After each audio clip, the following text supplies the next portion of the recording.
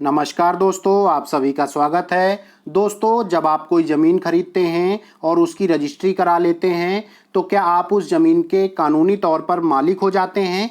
जी नहीं। दोस्तों, ज़मीन की रजिस्ट्री कराने के बाद आप जब तक उस ज़मीन का दाखिल खारिज अर्थात म्यूटेशन नहीं करा लेते हैं, आप उस ज़मीन के कानूनी मालिक नहीं होते हैं। इसलिए दोस्तों, आज के वीडियो में जानेंगे कि दाखिल खारिज अर्थात म्यूटेशन क्या है, ज़मीन का दाखिल खारिज कब और कैसे कराना चाहिए। ऐसी यूजफुल वीडियोज को पाने के लिए जल्दी से वीडियो को लाइक और चैनल को सब्सक्राइब कर लीजिए। तो चलिए आज का वीडियो स्टार्ट करते हैं।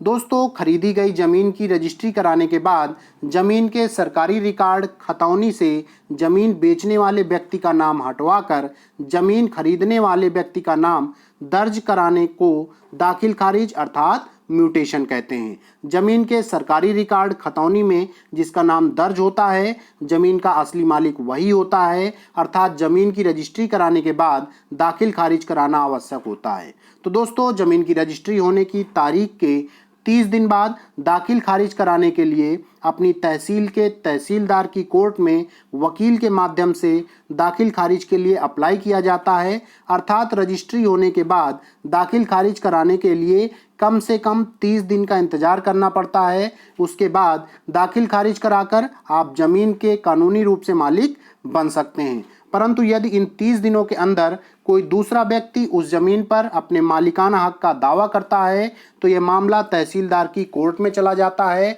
और जब तक कोर्ट द्वारा उस ज़मीन के मालिकाना हक पर निर्णय नहीं दे दिया जाता है तब तक आप दाखिल खारिज नहीं करा सकते हैं। यदि कोर्ट का फैसला आपके पक्ष में नहीं गया तो आपको उस ज़मीन से भी हाथ धोना पड़ सकता है जो आपने खरीदी है और जिसकी रजिस्ट्री कराई है। तो दोस्तों, ज़मीन की रजिस्ट्री कराने के बाद दाखिल खारिज कराने के लिए कम से कम 30 दिनों का इंतजार करना पड़ता है, जबकि अधिकतम दिनों की कोई समय सीमा नहीं है। अर्थात 30 दिनों के बाद आप कभी भी दाखिल खारिज के लिए तहसीलदार की कोर्ट में अप्लाई कर सकते हैं। यदि आप दाखिल खारिज नहीं कराते हैं तो आपकी रजिस्ट्री कभी भी कैंसिल नहीं होगी, परंतु दाखिल खारिज अर्थात म्यूटेशन को जल्दी से जल्दी कराने का प्रयास करना चाहिए, जिससे भविष्य में ज़मीन संबंधी विवाद की संभावना कम रहती है। तो दोस्तों, हमारे द्वारा दी गई जानकारी कैसी लगी ज़रूर बताएं। बहुत बहुत धन्यवाद।